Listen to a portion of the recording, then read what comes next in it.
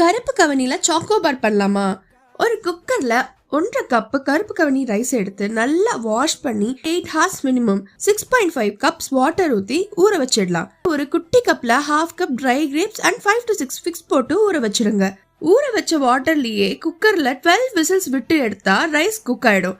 Once cook ஆனதும் அதுல 1/2 cup milk ஊத்திட்டு ஊற வச்ச ட்ரை ஃப்ரூட்ஸ் போட்டுக்கலாம். 1/2 கப் மில்க் பவுடர், ஒரு பெரிய ஸ்பூன் கண்டென்ஸ்டு மில்க், ஒரு ஸ்பூன் வெனிலா எசன்ஸ், இல்லைன்னா 3 ஏலக்காய் கூட ஆட் பண்ணிக்கலாம்.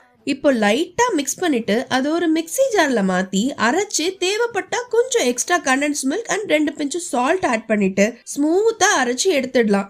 ஐஸ்கிரீம் மோல்ட் ஆர் ஏர்டைட் கண்டெய்னர்ல ஊத்திக்கலாம். ஃப்ரீஸ் பண்ணி எடுத்துட்டு இத அப்படியேவும் சாப்பிடலாம். ஆர் இந்த மாதிரி சாக்லேட் மெல்ட் பண்ணி டிப் பண்ணிட்டு சாக்கோபாராவும் சாப்பிடலாம்.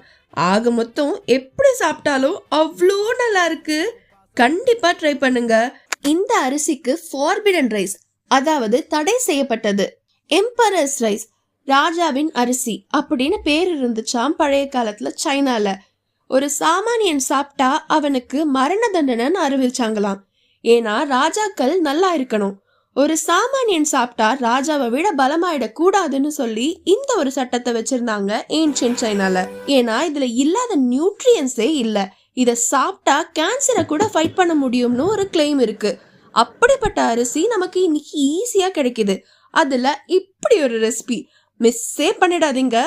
வீடியோ பிடிச்சிருந்தா டூ லைக் அண்ட் சப்ஸ்கிரைப். இந்த மாதிரி இன்னும் என்னென்ன வீடியோஸ் வேணுங்கிறத கமெண்ட்ல சொல்லுங்க. அடுத்த வீடியோல பார்க்கலாம். டாடா.